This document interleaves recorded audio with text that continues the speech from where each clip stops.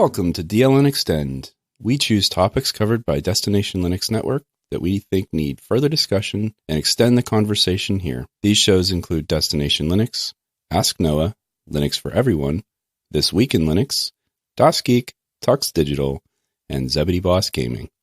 I'm Eric, a web technologist and Linux aficionado. And I'm Nate, a Linux, fitness, and vintage tech enthusiast with an almost unhealthy obsession with the OpenSUSE project. Almost unhealthy. We're keeping him in check, though. Well, it could sometimes probably tip over a little bit on the other side of the fence there. But we have someone check in on you every few days and peer through the window to make sure that you're doing okay. Yeah, I think if they can get past the blinding lights at the front of my house. So the secret of the lighting project has been made known. Yeah, let's keep everybody out. Trying to blind those. Can't see me. That's right. That's right.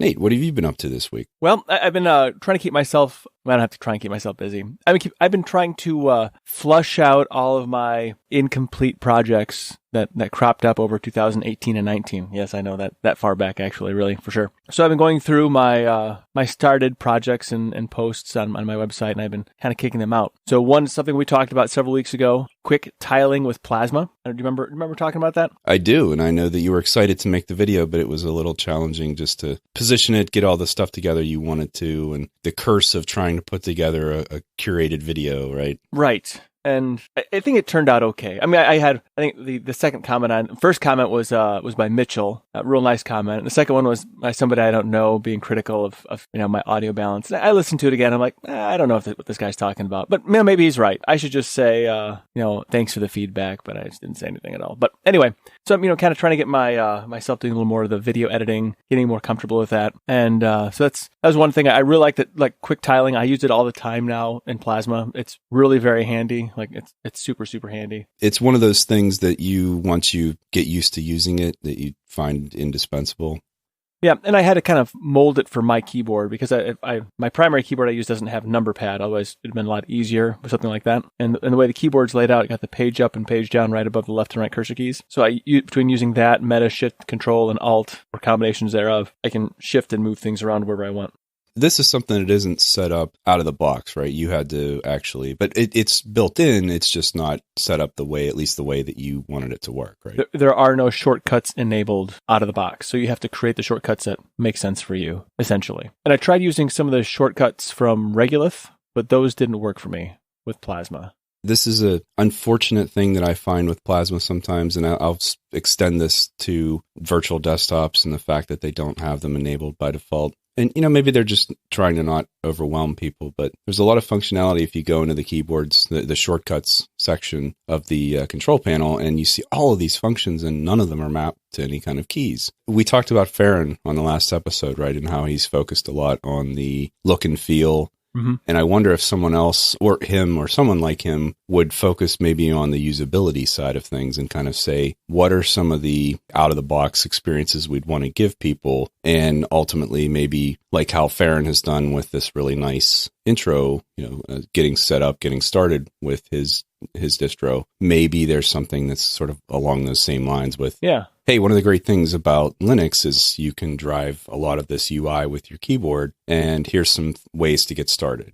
That'd be good too, like probably like a toggle to activate it, because I'm willing to bet if you had it activated and you didn't properly inform the user and they inadvertently hit a key combination and their screen starts doing what they perceive as crazy things, they probably wouldn't like that. But if you had some sort of a toggle that says, do you want to use keyboard or like quick tiling features, then activate like the different things that I outlined there on my video, that might actually be like a good way to go to introduce it, and probably someone creates something a little more professional than me to demonstrate how to manipulate your desktop.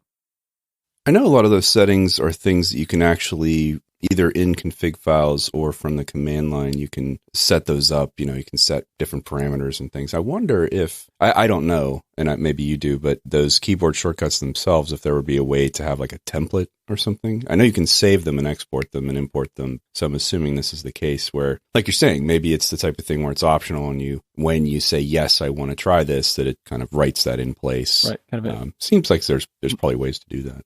I've never actually looked at the scheme file, but I just opened it up now. I'm looking at it, and literally it's just what it is: activate window, demanding attention, Control Alt A. And it's written out. You can read it and understand it. So I'm willing to bet all you have to do is just invoke those lines into the configuration file, like through like a script or something. And yeah, I don't see why that wouldn't work. Now, when you put all this together, and I apologize, I haven't had a chance to look at it yet. Is that something maybe you could do, I wonder, is to like export those settings and make it easy for someone else to import? Yes, you can. I exported my scheme on my computer here, and I imported onto my Linux system in the kitchen, so I can use a lot of the same tiling shortcuts. And the keyboard's a little bit different, but it's close enough that it's very easy to quickly tile left and right. That's what I use mostly, is just tiling left and right. So I can put like YouTube on one side, or maybe a recipe on one side, and then then GNOME recipes on the other side. So it's really convenient just to do that very quickly with a keyboard. So, well. Linux in the kitchen, you say? Yeah, that's something else I've been finalizing. Actually, it's something I started writing about the middle of last year. I have a Linux machine in my kitchen. It's an all-in-one, a Dell all-in-one that sits above the sink. I've had it there about a little over a year now. Like last year, November is when I installed it. And it's been one of the greatest productivity and entertainment enhancers for my kitchen. It's not taking up any counter space. And then I have a series of applications on there, like GNOME recipes, sync thing, simple note. I use K-Organizer, but if you want to use Evolution because you don't like K-Organizer, I would totally understand. And then just a little quick guide of, these are the things to install. And then also for OpenSUSE. And then I have also for Debian, since I think there's quite a few people on them Debian distributions. I know I was shocked. I was like, someone uses something other than Tumbleweed and Leap. And so I decided I put that information on there as well. That's very kind of you. For those other people, those strange people that aren't using OpenSUSE. The ones that don't make sense to me. I scratch my head every time. Not really. But yeah, so just the different applications that I use to make life in the kitchen more efficient. Things like having all my recipes there, and then I use Falcon over Firefox in the kitchen because it scrolls with the finger. It's a touchscreen interface, so I want to be able to just quickly scroll.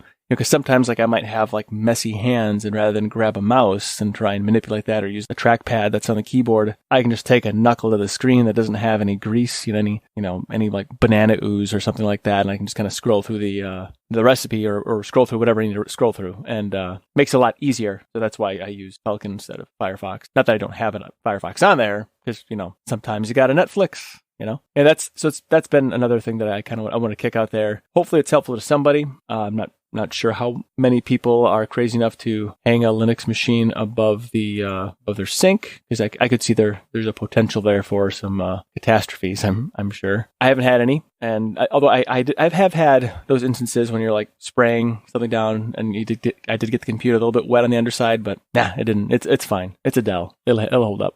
And I'll definitely take a look at it to get more information, but something you mentioned, I know that GNOME has the recipes app. I've seen it in the repo, and I think I even installed it and looked at it briefly one time. And if I remember correctly, you can have your own recipes, but then there's also some content in there already, or maybe it's pulling from somewhere. Is there a centralized? I think it's just local content, part of the GNOME recipes data. It's part of that, and I think it does get updated when they have different contributors, contributing stuff for it, like the different designers of the application. That's where the other bits come from.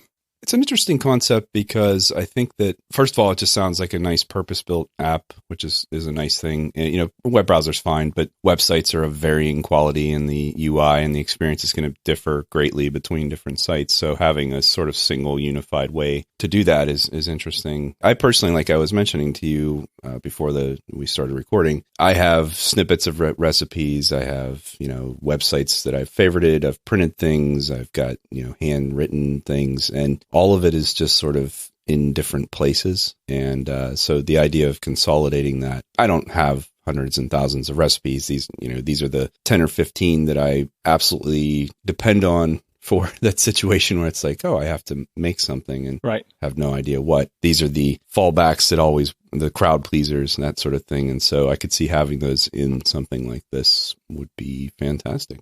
I think things like I as far as recipes go, there are also other things too, like a brine. I don't do brines very often, but I need to store that information someplace, or even I have the ratio of like applesauce instead of eggs, because sometimes if I go to like a friend's house that I know that they have a kid that's got a issue with assimilating protein, then if I make something, I'll use applesauce instead of eggs, so there's no chance of any kind of reaction. And also like, how to make pumpkin spice. That's another one of my recipes. You got to have that in the fall, but yeah, it's just nice to have all those different little handy little things that you don't do often enough. It's just not going to. And I got the memory of a goldfish sometimes, so there's no way I'm going to remember all these different little things. Well, that's excellent. I look forward to taking a look at it, and I'll link to that in the notes for the episode.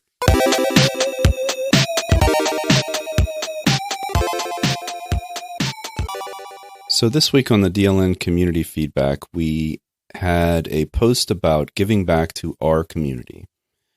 And I wasn't exactly sure what that meant. And the post itself was by our contributor, LQ Larry, who is Larry Johnson. And he brings up the point of nobody's going to get rich off of Linux, maybe necessarily. But anyway, the point being that there's so much of this software that we use in this ecosystem we use is based on people spending their time, freely giving of their time and their expertise. I know we've talked about this a lot of times on this show, but it's really important and I'm going to keep talking about it. Anyway, so he went through discussing some of that. And then also, in addition to the open source projects, the creators behind some of the shows that he likes, and basically just saying, coming into 2020, let's just be mindful of the fact that that $5 that you decide to give to someone, or that patronage that you give on an ongoing basis, those things matter. And when enough people do it, it's meaningful. So sure, $5 doesn't sound like a lot, but if 1,000 people do it, or 10,000 people, or hopefully even more if it's a popular project give, then it does become enough. It becomes something substantial.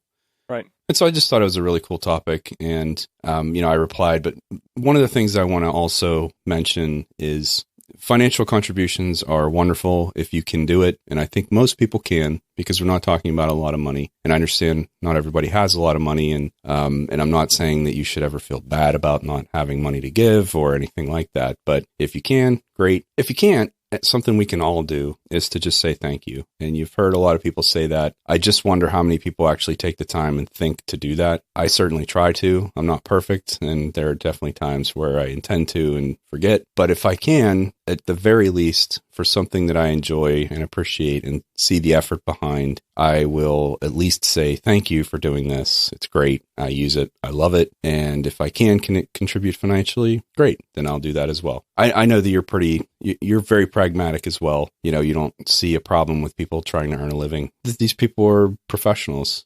You don't learn how to develop software. Some people do as a hobby. A lot of people are self-taught, but ultimately people need to make money and things have to be worth the effort you put into them. For some people, that's just the recognition they get or the satisfaction they get or their own benefit from it. But I think increasingly, and especially if we want to see more adoption and better quality software, better open source software, a financial component of that makes it more attractive. And every time I see a project that's at least financially solvent and sustainable, that makes me very happy. It makes me even happier when the people that build that software, if they choose to do that as a career, can then make that into a business or an actual job for themselves to earn enough money to live off. That is success to me. Isn't that what everyone wants? This is something that you're truly passionate and driven and motivated to do and can do that and earn your living doing it. Exactly. Yeah, I mean, that's the dream right there. And the way I see it is, when there are a few projects I donate to, KDE being one of them, the OBS project being another one, FreeCAD, one of the developers for FreeCAD. I like to enable. I mean, they're helping to enable me in the things that I have to do in my life. So why not enable or help to enable them as well? That's how I look at it. I like how Noah in his business, whenever he has a job or he donates a portion of whatever he earned on that job toward the applications or the projects that help enable him to make the money. And I think that's really awesome. And I think if more businesses did that, that'd be huge for these developers and just it would be a net gain for everybody. It would be entirely self-sustaining. If you are making money off of open source software that someone else has developed and freely given you, and they're asking for donations, or they are transparent about their finances and they're saying, look, this is what we make and this is what our costs are and this is what we'd like to have coming in. If you made money off of that, you should seriously consider, for no other reason, for the selfish sake of you were able to take that and make money off of it. You certainly want to see that project survive. You definitely want them to continue to do, at the very least, security updates and bug fixes. So you have a huge incentive to contribute back to them. And yeah, Noah doing that, and I'm sure he's not alone in that, but you're absolutely right. If every business that used some piece of open source software and was making a profit off of it through their services, right? They're not selling the software, they're selling the service of implementing the software. Mm-hmm. Those companies would probably be awash in financial contributions, right? And there wouldn't even be a question about where does the money come from. Right. No, there wouldn't be. That's, I was thinking, some of the controversy around, was it MongoDB? Well, I have an example of that as well that just came in my inbox today. As part of WordPress, I use an open source plugin called Pods. It lets you create custom content types and then extend existing content types with more fields. And then there's a templating system, and it's extremely powerful, and it's a small team of people. And I had known that they had a single large benefactor, and it was Automatic, which is the company that's behind WordPress. Apparently, for whatever reason, Automatic decided that they weren't going to continue to fund the project. And 90% of their income or their revenue was coming from Automatic. Very similar to the situation that Mozilla was in with Firefox, and most of Mozilla's, well, not just Firefox, but most of Mozilla's revenue coming from Google, right? And you think, well, that's a precarious situation. And that happened to Pods. And now they're saying, well, we need people to step up and contribute, because otherwise, what's going to happen? Right. Your point about all of us that use that plugin, and there are tens of thousands, if not hundreds of thousands of people who use it. If everybody gave a couple dollars, it would be enough to sustain them. And now I'm really thinking, like, what can I do to help these guys? What can I do to get the word out there? That's part of the reason I'm mentioning it here on the podcast, and I'm going to make a couple videos about it. I'm going to try to be vocal about this because it's a very robust plugin. It's mature. The team behind it is super solid. They've always done the right things. They're very responsive to bug reports. It's a horrible situation for them to be in, to have this benefactor just decide they're not going to continue. For these projects that are being backed by, a single large contributor, that is such a scary position to be in. Right. And it is. I genuinely hope that these guys can figure this out.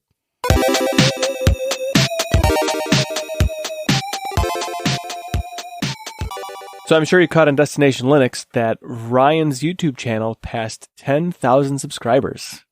Wow. Hot dog. Yeah. That's a lot of eyeballs. It is. It's impressive. And you know what? He deserves it, because he puts out solid content. The videos are always well-researched, and he does a great job of explaining what he's putting out there. Yeah, good for him. Congratulations, Ryan. I've been a subscriber for quite a while. I've actually looked at a lot of his back catalog, and I really enjoy, even his older stuff is still good, it's still relevant, especially for a guy like me, because everything I get's old anyway. So if I look at his 3-year-old stuff, that should be just about getting into my wheelhouse. Yeah, that's true. I hadn't thought about that, but yeah, you're catching up with his older right. content. Yeah, I'm almost there, almost to his old content. But it's been great for a long time. Yeah, it's getting better. His latest video I thought was really good on the Pinebook. He had Manjaro Linux on there. He's got this hardware. He didn't just one review and done, but he starts in the hardware and then he starts to really dig into the hardware. And now he's really digging into the Pinebook hardware even more, the things you can do with it, how he's using it, how he's implementing it. I really value channels like his, because ultimately when I do start looking at something, I like to see other people's experiences with it. When I get to the point that I am interested in a Pinebook or have, reason to get one, certainly I'm going to go back and look at his videos to see, okay, what was he doing here? How did he do this? And he posts all of his notes and everything he does on his website. So it's just a very handy resource. So many hardware channels you see are just like, here's the new thing. I'm going to look at it for 20 minutes or 10 minutes or whatever, and you're never going to see it again. Mm-hmm. And you're right. he's like, here's this piece of hardware I got. Here's what I think of it because I just got it. And then 2 weeks later, here's what I've been doing with it. And then a month later, here's all the other things I've been doing with it. And, and that's great to see that sort of trail of things that happen in ARM software. So one of the things you mentioned was that not all the software is there, but you have to imagine that more people getting the Pinebook, that's only going to provide more feedback to those teams, to Manjaro and other distro makers who are getting this feedback, getting bug reports, able to then take it further. And smartly, you and I, when we get to that point, they'll have already worked out a lot of that. Right. And so my experience, because of people like Ryan, is going to be so much better. Yep. So when he's on to moving to the Pinebook Pro 2 or whatever, then, that's when I'll be getting the Pinebook and I'll be sliding right into, 100% functional, no fighting anything. Exactly.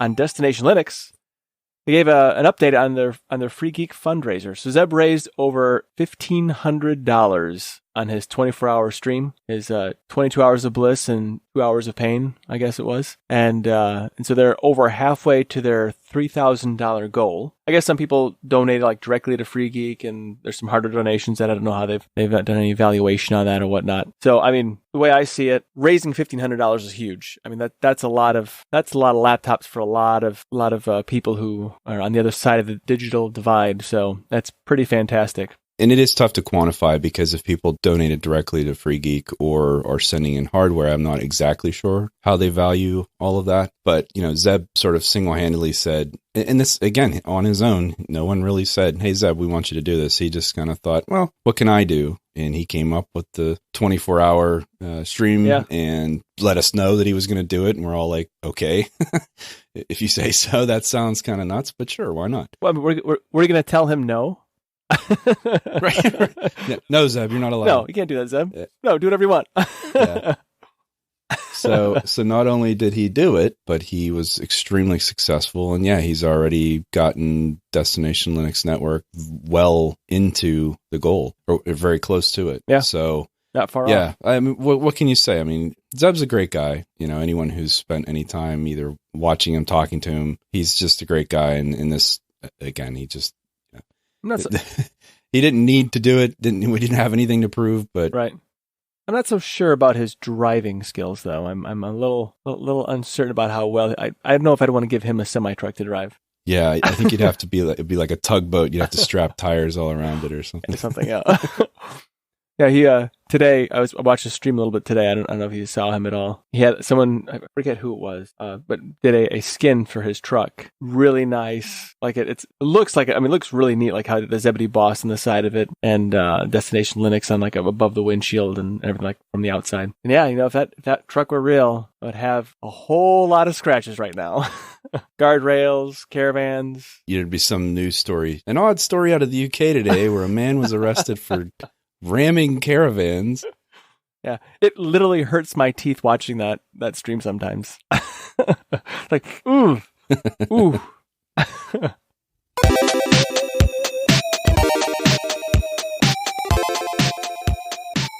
One of the other topics on Destination Linux this week was Kdenlive 19.12 released. I am not generally a Kdenlive user, but I will check out the new releases just to follow the progress. But Nate, I know that you really appreciate Kdenlive, and so did you have a chance to look at the new release? In fact, I did. During that new release, actually, I did my quick tiling video on that new release. I've not had crashing issues with Kdenlive in a long time. So when people say, oh, Kdenlive crashes, you're Kdenliving wrong or something. I don't know. I have not had any issues with it. But what I have noticed is the dissolve effects, the different implementing the different transitions and whatnot. I only use dissolve. It's a nice, easy, non-jarring effect, and the fade is a lot better now. It's more like a fade to transparent as opposed to like a fade to black appearance to it. So the transitions are a lot better. Everything just looks a lot better. Now, are you talking about the rendered video or the preview that you're getting? All of the above. Okay. Everything just looks better. I've also noticed, and this is just anecdotally, I've just noticed that the preview does seem to operate faster. I'm doing Kdenlive on a 3-year-old laptop, 2 years old to me, but 3 years since it was out of production, a Dell, and it's not particularly powerful, but it does everything real nice. And I've just noticed that it's running even nicer now. There's still like some for the titles and whatnot they put in. I think they could do some. There's a little work that could be done on that to make that a little bit better. But really, it is a marketable improvement on 1912, and I'm very happy about it. It's much more enjoyable to work with now, and so they've done a good job. Not to say I'm good at video editing or I'm an authority on that at all. I'm just a hack and I get it to work. But yeah, that's how I look at it. What package are you using? Are you using like a Flatpak, a Snap, or App Image, or how do you grab the latest version? D. Oh, I forgot. You're on a rolling distro. Yeah, open build service. The OpenSUSE open build service. So it generally comes down without any issues. Now, anyone listening, I swear to you, I did not. That was not a setup question. I thought of it as I was saying what I was saying. Hey, I'm glad you set it up. Hit that right out of the park. Open build service, baby. That was your late Christmas present, I That's guess. right, thanks. I'll give you an e-hug. There you go.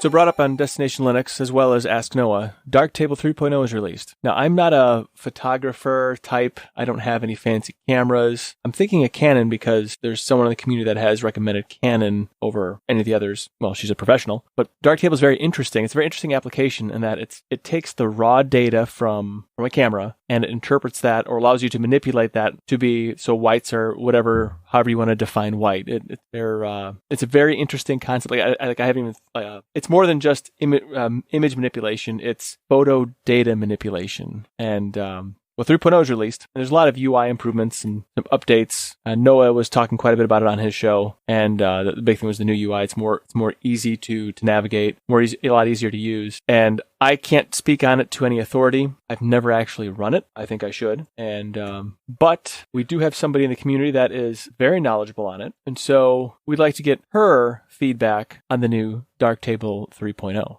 So because Nate and I really don't know what we're talking about, I mean, we look at Darktable and we say, boy, that sure looks impressive. If only I knew what it actually did. So we thought there has to be someone amongst us here in Linux land that could help us understand the value of this application and why people seem to get really excited and interested when there's new releases and why there's always such good word of mouth about what a powerful application it is for photography. So Wendy Hill popped to mind and we thought, hey, Wendy, that would be a great candidate. And so I reached out to her and what do you know? She was available. So Wendy, thank you for joining me. Thanks for having me. I'm always excited to talk photography.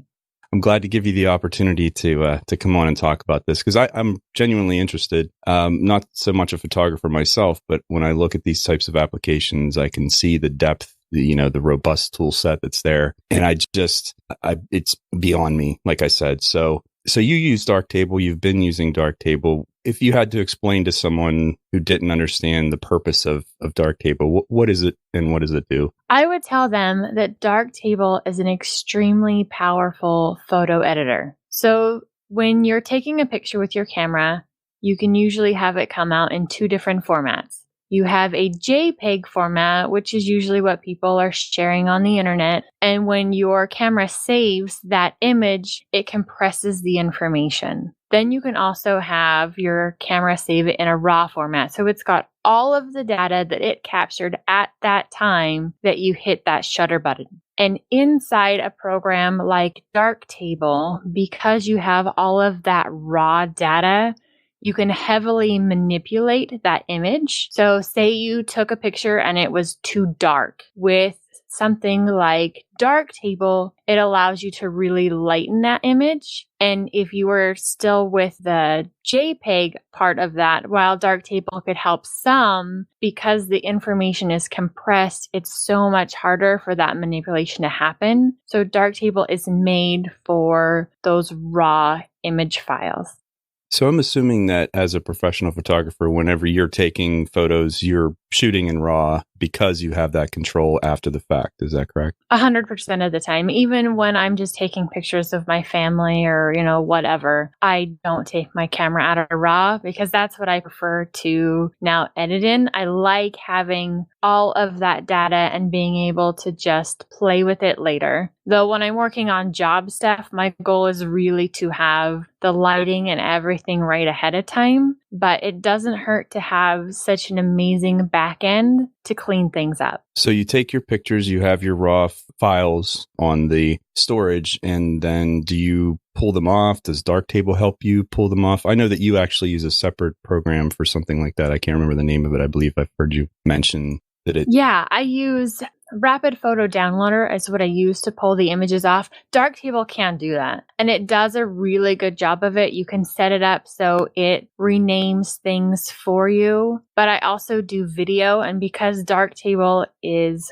photo only, it won't rename and catalog my video stuff. So Rapid Photo Downloader is what I choose to use because then it covers both the bases and I don't have to worry about jumping between two different programs for pulling stuff off my SD cards. That makes sense. Okay. So then the images themselves and not the videos, you would be bringing those into Darktable. And then how does that work? So we kind of talked a little bit before we started recording about the idea of a workflow and how you're pulling the files in. And I can think back to when I was shooting on actual film and did some developing of negatives and things like that. You would kind of review them and then pick which ones you were going to print. Is this sort of like a virtual equivalent of that? Or what is it that, I guess just explain like what it is from there, what you do with Darktable. Yeah, so the first thing you would do is go through them. So when you first open Darktable, you land on a section called Light Table, and that is what this section is for. It's to go through, look at all the images you've taken. You can add tags to them to help sort them. You can add star ratings, and you can also add color tags. So depending on what you're doing, you can say, okay, I need so many images and which ones are the best ones. And then you can go ahead and rate them 1 to 5, sort them 1 to 5. So then you're only editing or looking at the pictures as you continue that are the best ones. And you don't have to be constantly looking at the ones that you don't want anymore. So Light Table is great for that part of the workflow. And it's everyone's first step is what do I have? What's the best? And what can I get rid of? And you need something that's, I assume, pretty efficient for that because I imagine you're taking hundreds of images for any given job. I mean, maybe even hundreds is a low number. I don't know. It depends on what's going on. If we've been a weekend camping, sometimes I can come home with thousands of pictures. I know my brother's wedding that I did in August. I think I came home with some 5,000 images from his wedding. So, right? I was a 2-camera job, 2 cameras going at the same time. So yes, you can come home with tons of images that all need to be gone through before you can even start the editing process. And Light Table is a great platform to be able to sort through all of those. And then you're left with looking at just the ones you want to edit. Okay. You've gone through, you've tagged the ones that you think are the best images, and where do you go from there? So this is where things can be different, as every different photographer has a different workflow. So I've picked the ones that I want, and I will pull the first image from Light Table into Darktable. So you can either click on that top tag that says Dark Room, which is where you'll do all the editing, like you would if you were doing film. You would do that processing in a dark room. Okay, and then from there, that's where you're going to do like the common, you're going to adjust the contrast and brightness and... Yeah, that's where you'd go through and start working through all the different processing techniques that either clean up the image or gives it more of your style. The one thing that digital processing has given us is for photographers to have a different editing style. So different photographers have different lighting styles, how you make this look with the light that you're manipulating. I love to say that photography is painting with light. So that's one way to make your images look different. And then the other way is how you process them in post. So how much are you changing the contrast in blacks? How much sharpening are you adding? There's so many different things you can do. And if you look at the modules that are in Darktable, there are almost endless possibilities with the way that you can tweak and clean things up. Is this process destructible, or is it something that you can kind of step through? And I know that's something that I've heard Michael talk about in terms of graphics editing and things like that, is having programs that will let you sort of step back and through. What I would imagine is that you, like you said, you have your style, your set. Do you save like a set of transformations that you make to every image, and then you just sort of apply that and then go in and tweak over top of it? Or are you doing this one by one? So let's start with the first part of that, which is it non-destructible? And it is non-destructible, so you can always go back to the original image. For anybody who's looking at Darktable while listening to this, you have a history tab on the left-hand side when you're in Darkroom, and you can always go back to 0, which is your original image with absolutely no edits at any time, and start over again. So your original raw image that you took is always there and can be changed in any way you want, a million different times. Okay. I had to assume that was the case, but I just thought I would ask. Yeah, well, there's some editors that are not. So GIMP is working on becoming non-destructive, and their heal tool right now you can use in a non-destructive manner. But if you do most things in GIMP, what's done is done. So you can't go back and undo that. You have to save that version of it before you make a change. And then if you want to go back, you need to go back to a previously saved file, which can be a huge pain to have all of these multiple versions saved, clogging up your storage space. So the other part of my question around the transformations, can you save your sort of default set and then you just apply them, or is this a one at a time kind of thing? So you can do it one at a time, but Darktable does give you the option to select everything you've done to one image while you are in the light table part of Darktable. And then you can highlight all of the images that you want to send that set of actions to that you've done. So you also have the ability with the tab called History Stack to save things as a style. So under History Stack, there's a tab called Styles. And so while you're highlighted on the picture that has everything you've done to it, you want to save this one for maybe tomorrow or next week, you can create a style from that, and then you can quickly apply that to any image you want. And then if you want to make changes to that style after you've applied it, you can go into Darkroom and tweak it to fit that image. So you have options of batch processing, doing things one at a time, or saving things that you do regularly and apply them massively across all of your images. I assumed there would be something like that, because otherwise it would be maddening to do that on a one-by-one basis. So that's fantastic to be able to select it and then just apply that. It almost sounds like layer styles in Photoshop or something like that. But yeah, they have where you can have different things that you set to process automatically. With Photoshop, you can buy different presets. With Darktable, they actually have a page where you can download different presets that people in the community have made and then shared for you to be able to apply to your images. Wow. Go open source. Love it. Isn't it awesome? Yeah, that's fantastic. All right. So you've done all these, you've picked your best of the best. You've gone through, you've, tweaked them. And now I'm assuming you have to export these in a way that someone can use them downstream from you, right? You're going to deliver these back to your client. You're going to give them back to your brother, whatever it is you're doing. Does Darktable facilitate export? And at this point, you're going to make it a JPEG or something like that?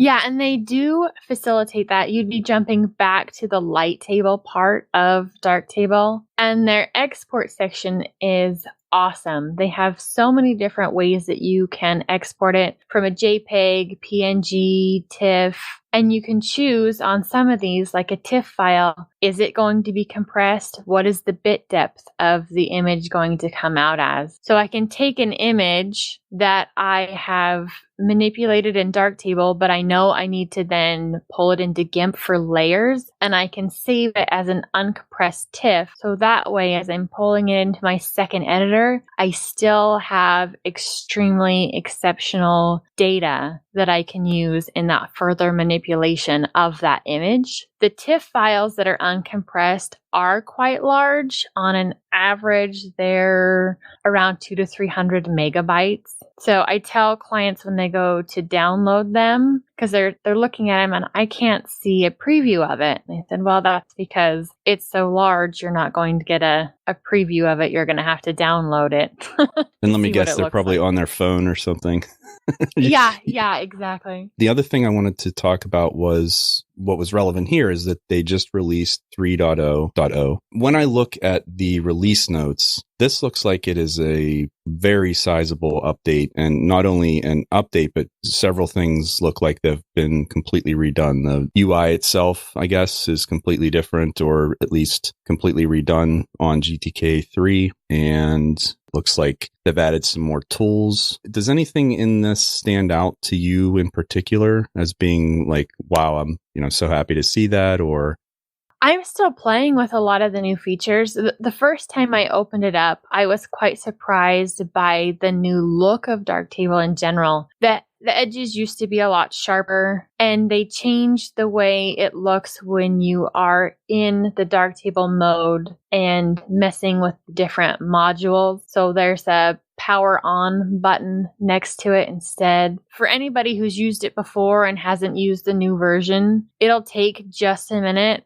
as you're looking at things to be like, okay, that's what that is. That's how I open things. Before, and still on the left-hand side, there are arrows. You'd click on the arrow and it would open up that module, and then you could manipulate it. Now, if you click on the power button, it won't open your module. It just turns it on. You need to click on the name of that module to open it up. So there's a little bit of change to workflow there. If you're used to clicking in one spot really quick and opening things up, what I'm really excited to play with is the new tone equalizer module. And that one lets you really play with the shadows and the highlights in a very fine-tuned way. So here's another thing that Darktable does that is absolutely amazing, and it's in almost every single one of the modules. It lets you pick things with either a brush, a shape that you select, or you can pick things by color or darkness and then only make changes to that part of the image. They've included that in this tone equalizer module, so you can do things like dodging and burning, which is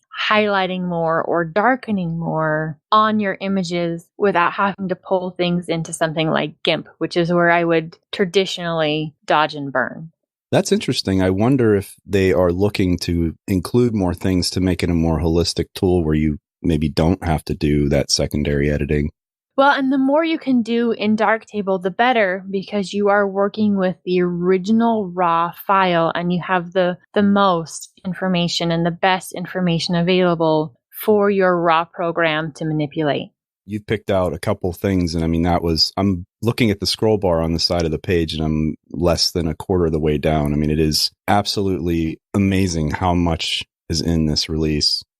Do you participate in their community at all? I have not been in contact with their development team. I know there's a group on Facebook that all talks about Darktable together, but I don't Facebook. It would be fantastic to find another group that did photography through Darktable and to be able to chat that. There is one called Open Source Photography on Telegram. I'm not in there as much as I should be, but there is a community around this, and they do still like to share. So on their website, on Darktable's website, darktable.org, is where you can find the different styles that you can then install into your version of Darktable. It always impresses me that an open source project is able to deliver such a high quality piece of software. Obviously, they're serving a passionate community of professionals and enthusiasts. And I know from some of the people that friends and family that are into photography, it seems like one of those hobbies that you either are fully committed and you've gone the extra mile with getting the right gear. And like you were talking about the lighting, sort of developing your own style, and photography is a huge passion. And to have this as a resource for not only hobbyists, but professionals as well. It's just one of those victories of open source that it makes me, just proud to be part of the community, I guess. Not that I have anything to do with Darktable, but it is just one of those things that when someone says, well, what's open source or how is this beneficial? And you say, well, look at this tool, and this is just one of many that serve a community. So yeah, anyway, and this definitely is an amazing tool.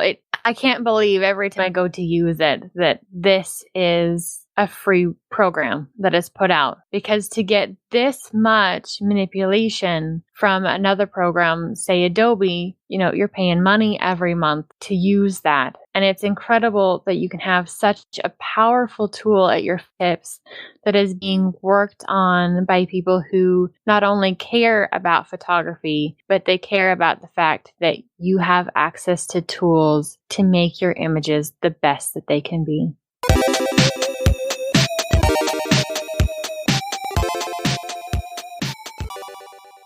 The discussion does not end here. There's more to be had at Telegram, Discourse, Mumble, or Discord. Visit the Destination Linux Network website for information on how to connect to the social channels and also on shows and creators at destinationlinux.network. For more information on where you can find me, you can go to cubiclenate.com. Links to my other regular written blatherings, podcasts, and my YouTube channels there. You can also go to the creator page on the destinationlinux.network site. How about you, Eric? Well, I'm also on the destinationlinux.network website, which is the DLN website. And under the creators section, if you go there, you'll see me, you'll see Nate, and you'll see the other creators as well. All of those creator pages, once you click into them, have our social media links. It's just the easiest way to find everywhere I am. I've got a YouTube channel and some other things going on. In addition to that, I'm pretty active on the DLN Discourse forum. I love forums, and it's a great forum. There's a lot of great activity there. If you haven't been there, you really should check it out. I agree. I think you are absolutely spot on. There's a lot of great activity there, because I've been posting some stuff there too. Well, that's true. That's absolutely true. Well, not just Nate. And what's great about it is, as a quick aside, it's a place where a lot of people feel comfortable coming in and expressing themselves and discussing things. There was a thread about home networking, and I had some questions about some things I want to do. There's just a great variety of topics and people coming in and lots of different opinions. So it isn't just necessarily Linux or just necessarily Destination Linux Network stuff. It's actually the community and a lot of other great topics that are happening. So that's why I'm there. It's really one of the only forums that I frequent because there's a lot of variety and a lot of meaningful interactions happening. So yeah, if you haven't checked it out, it's definitely worth taking a look. Well, as always, we'd like to thank you for joining us. The uptake and the feedback we've gotten, folks have been very kind, very supportive, and it's just genuinely so satisfying to know that people are listening and that they appreciate what we're doing and enjoy it. And so for those of you listening, thank you so much. Obviously, if you are enjoying it, please feel free to share it. Let people know. We're still relatively new. This is episode 10. So we've made it to double digits, which is excellent. And I've enjoyed every one more than the last. So we'll be back next week with another episode. And until then, have a great week, everyone. See yous.